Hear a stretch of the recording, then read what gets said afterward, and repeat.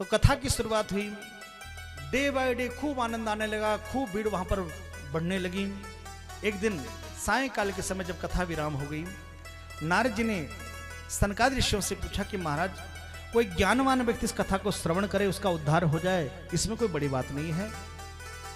कोई कर्मकांडी विद्वान व्यक्ति इस कथा को सुने या करवाए, उसमें कोई बड़ी बात नहीं है। क्या किसी पापी व्यक्ति का भी इस कथा से उद्धार हुआ है? ये कथा किस किस को पवित्र करती है? तो सनकादि ऋषियों के मुंह से एक बड़ा सुंदर श्लोक निकला है कि ये मानव पाप करतस्तु सर्वदा सदा दुराचार रता विमार्गगाम क्रोधाग्नि दग्धा कुटिल शकामिना सप्ताह यज्ञेन कलो पुनन्ति ते सप्ताह यज्ञेन कलो पुनन्ति ते। ये मानव पाप करतस्तु सर्वदा, वो मानव जिनका पूरा जीवन पाप में चला गया है। अब पाप की परिभाषा क्या है? पाप की परिभाषा जानते हो क्या है? कि परहित सरिष धर्म नहीं भाई, परहित सरिष धर्म नहीं भाई, पर पीड़ा सम नहीं अधमाई, पर पीड़ा सम नहीं अधमाई।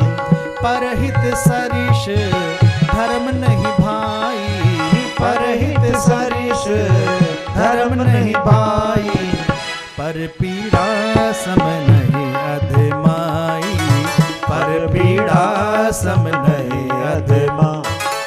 सीताराम बोलो रे भैया, सीताराम बोलो, सीताराम बोलो भैया, सीताराम बोलो।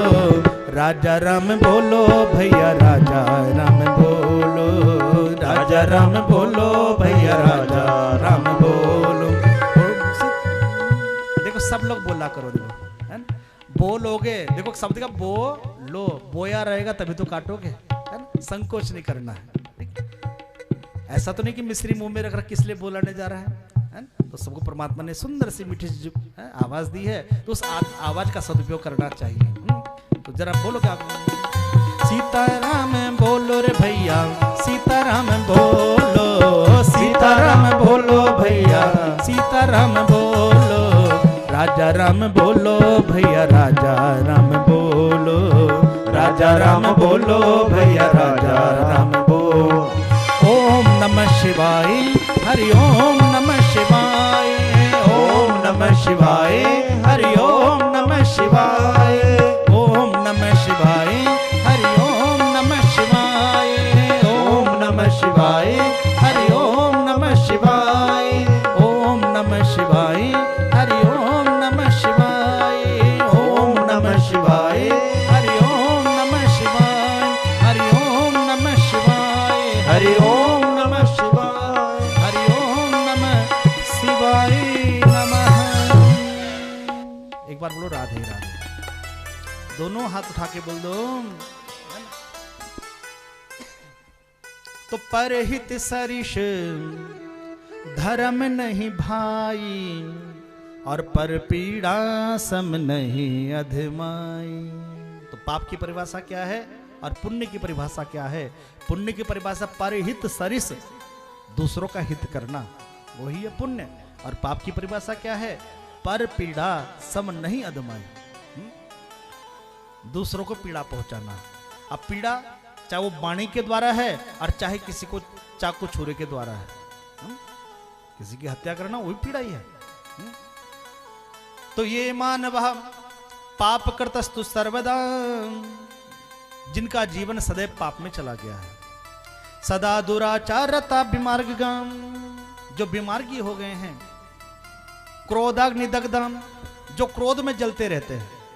जो क्रोध करना अच्छी बात है, लेकिन कभी कभी, जैसे आपने देखा जब कैकेयी ने 3 वरदान मांगे तो राजा दशरथ ने क्रोध नहीं किया। अगर राजा दशरथ क्रोध करते तो शायद राम जी को कहीं वनवास ना होता। लेकिन दशरथ जी प्रेम से बातें करते रहे, देवी मान जाओ, लेकिन कैकेयी कहां टस्से में सुना लेती। उसका परिणाम क्या हुआ? राम जी को 14 वर्ष का वनवास भुगतना पड़ा। दूसरा उदाहरण, पंचवटी में जब मारिच सोने का मृग बन के आया और जब भगवान ने उसे मार डाला तो वह राम को पुकारता है, लक्ष्मण को पुकारता है। तो सीता जी को जब ये आवाज सुनाई पड़ी, सीता जी कहती है लक्ष्मण से, लक्ष्मण तुम्हारे भाई संकट में हैं, जाओ अपने भाई की रक्षा करो। लेकिन लक्ष्मण जी कहने लगे, मां लगता आपको भ्रम हुआ है, मेरा भाई तो साक्षात ब्रह्म है, उनको कोई कष्ट आ ही नहीं सकता। सीता जी के मन में थोड़ा क्रोध उत्पन्न हो गया कि मेरी बात को अनसुनी कर रहे हैं। और कुछ ऐसे शब्द वहां पर सीता जी ने कहे हैं, रामचरितमानस में तो नहीं है, लेकिन वाल्मीकि रामायण में आया है वर्णन कि लक्ष्मण तुम अपने भाई की रक्षा के लिए नहीं जा रहे हो, लगता है तुम्हारे मन में कुछ खोट है, क्योंकि वनवास तो केवल राम को हुआ था, तुम क्यों साथ में चले आए। तो लक्ष्मण जी को जाना पड़ा। अब देखो वहां पर क्रोध किया, लेकिन गलत जगह क्रोध किया, और उसका परिणाम क्या हुआ कि लंकेश मां सीता को हरण करके ले गया। क्रोध करना अच्छी बात है, लेकिन समय पर और सही जगह पर क्रोध करना। लेकिन बहुत से लोग दुनिया में ऐसे होते हैं, छोटी छोटी बात पर क्रोध करते रहते हैं, जिनका पूरा जीवन क्रोध में चला जाता है, बात कुछ भी नहीं होती और तिल का ताड़ बनाकर क्रोध उत्पन्न। ठीक है, तो क्रोधाग्नि निदग्धम, जो क्रोध में जलते रहते हैं। देखो क्रोध भी जलाता है कहीं ना कहीं। एक बार क्रिटिकल किया गया, एक क्रोधी व्यक्ति का खून खरगोश को चढ़ा दिया गया।